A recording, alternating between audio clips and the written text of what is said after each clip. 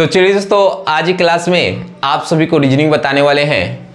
और दोस्तों जानकारी के लिए मैं बता दूं कि रीजनिंग में हमने alphabet, number series, coding decoding, clock, seating and arrangement, ranking पढ़ा रखे हैं। अगर इन सारे वीडियो को देखना है तो प्ले लिस्ट में डाल रखे हैं, जाकर वहां से देख लीजिए। शुभ काम में देर नहीं, जाकर पहले देख ही लीजिए। और दोस्तों आज की क्लास में आपको डाइस बताने वाले हैं।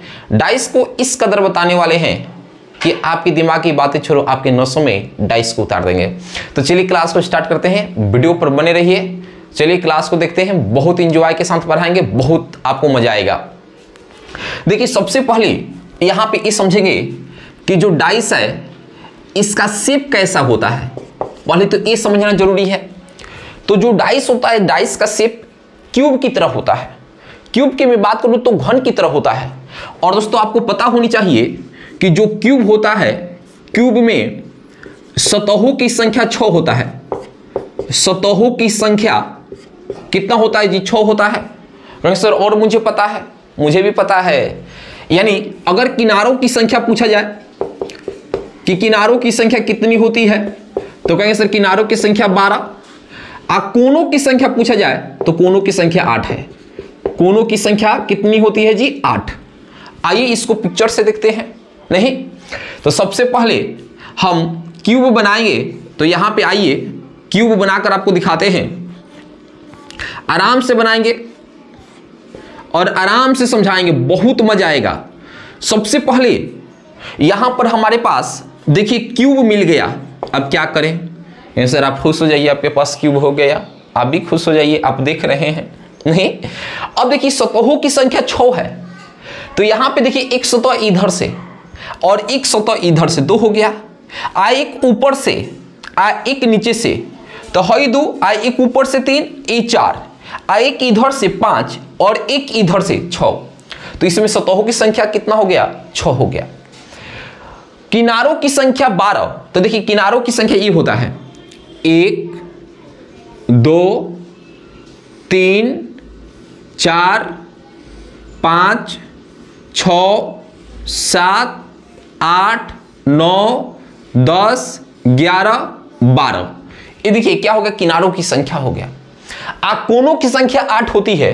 तो देखिए एक कोना यहां पर है, एक यहां पर है, एक यहां पर है, एक यहां पर है, एक यहां पर है, एक यहां पर है, एक यहां पर है, एक यहां पर है। गिन लीजिए 1 2 3 4 5, 1 2 3 4 5 6 7 8। तो यहां पे देखिए कोनों की संख्या 8 है।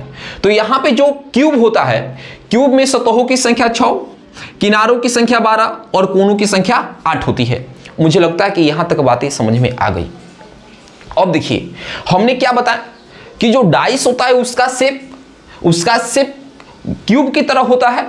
क्यूब में कितनी सतह है? 6। 6 सतह पर 1 से 6 तक संख्या लिखी होती है। कितना? 1 से 6 तक, 1 2 3 4 5 6। याद करिए, आप लूडो छक्का खेलते होंगे तो एक को हम फुट बोलते हैं और ये जो 6 है इसको हम छक्का बोलते हैं। क्या आपको पता है? बिल्कुल पता होगा। तो चलिए अब आगे की ओर बढ़ते हैं। पहले तो ये बात हमने बताया कि जो डाइस का शेप होता है वो क्यूब की तरह होता है। और जो क्यूब होता है उसमें सतहों की संख्या 6, किनारों की संख्या 12 और कोनों की संख्या 8। और इसका जो 6 सतह है उस पर नंबर अंकित रहता है और नंबर 1 से लेकर 6 तक होता है। 1 2 3 4 5 6 होता है।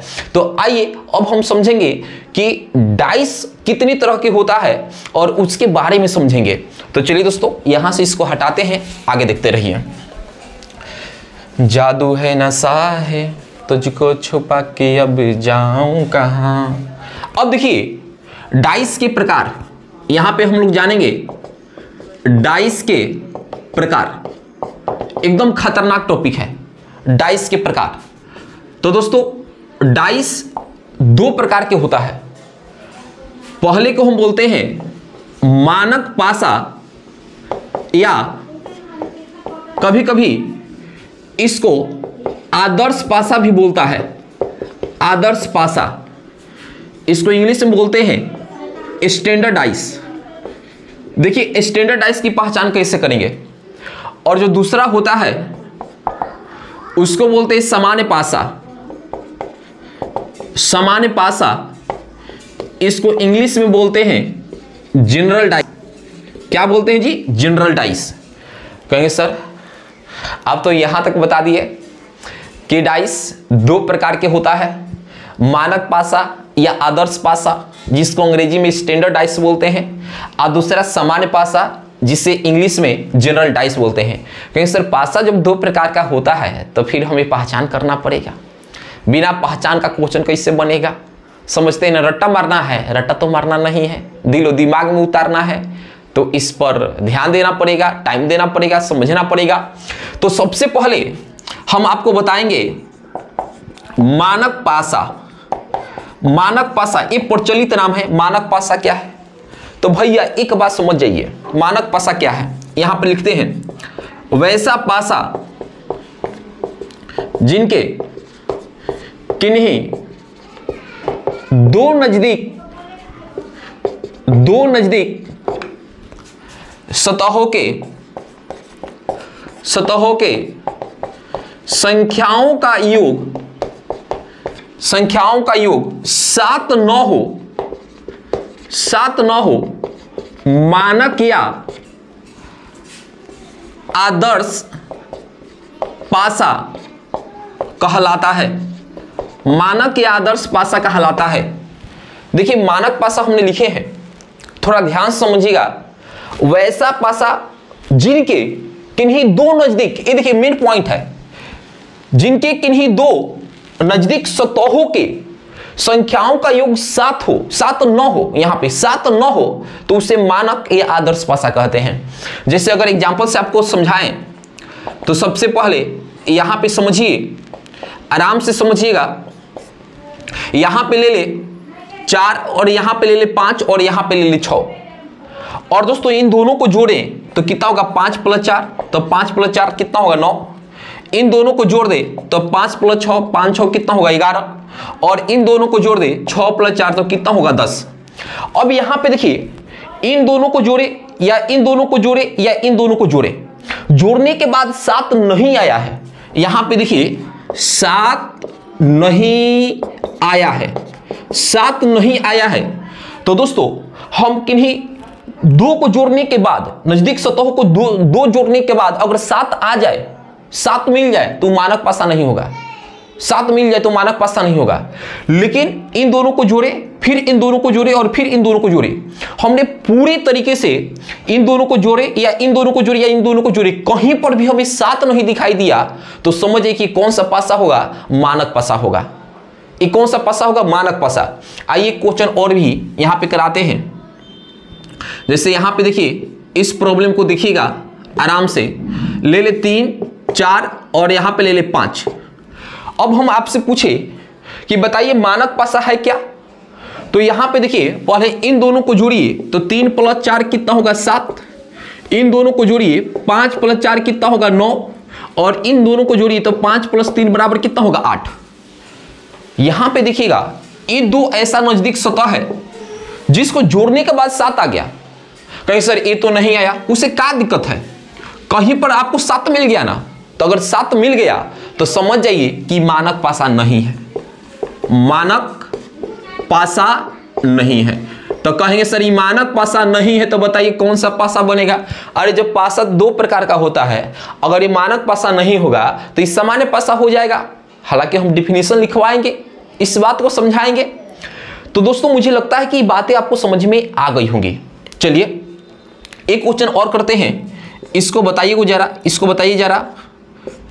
चलिए एक क्वेश्चन कर दे 2 4 और 5। हम पूछे कि बताइए मानक पासा है कि नहीं, मानक पासा है कि नहीं? तो कहेंगे सर जोड़ने, दो नजदीक सतहों को जोड़ने के बाद 7 नहीं होनी चाहिए। और यहां पे आप जोड़िए 5 + 2 = 7, और जबकि 7 न हो और 7 आ गया, मतलब है मानक पासा नहीं है, मानक पासा नहीं है, मानक पासा नहीं है। तो मुझे लगता है कि दोस्तों यहां तक बातें आपके दिमाग में आ गया होगा। आइए मानक पासा पर बहुत सारे क्वेश्चन आता है, उन सारे क्वेश्चंस को बता रहे हैं, पहले देखते रहिए। यहां से इसको हटाते हैं। कैसे मैं भुला दूं वो बीते हुए कल, हर लम्हा सताए ओ गुजरा हुआ कल। अब देखिए यहाँ पे आपको स्टैंडर्ड पासा दे देगा और किसी नंबर का विपरीत नंबर आपसे पूछेगा तो कैसे बताएंगे। यहां पर हम एक काम करते हैं, एक क्वेश्चन से आपको समझाने के प्रयास करते हैं।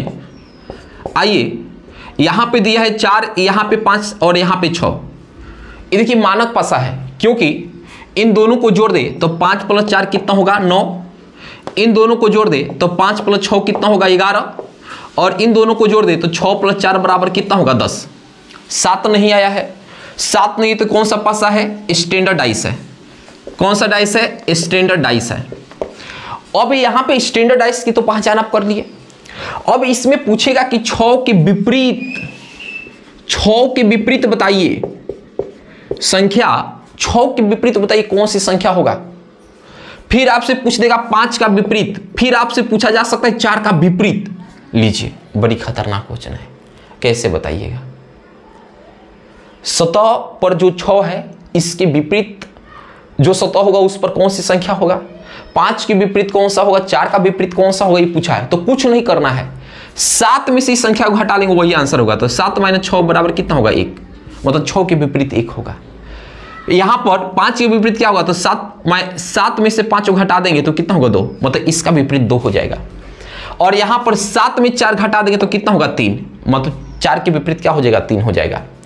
तो दोस्तों मुझे लगता है कि यहां तक बातें आपको समझ में आ गया होगा कि मानक पसा की पहचान आप कर सकते हैं। और मानक पसा में जो भी नंबर आपको दिया है अगर उसका ऑपोजिट पूछा जाए तो 7 में से उसी नंबर को घटा देने के बाद उसका ऑपोजिट मिल जाता है। यहां तक बात समझ में आ गई, बिल्कुल। आइए आगे बढ़ते हैं। ऐसी जिंदगी होंगी हर तरफ खुशी होंगी, इतना प्यार दूंगा तुझे ऐ मेरे सनम। आइए सामान्य पासा को समझते हैं। तो सबसे पहले हम लिख दें कि सामान्य पासा क्या होता है। तो यहां पे देखिए, वह पासा जिनके किन्हीं दो नजदीक सतहों के संख्याओं का योग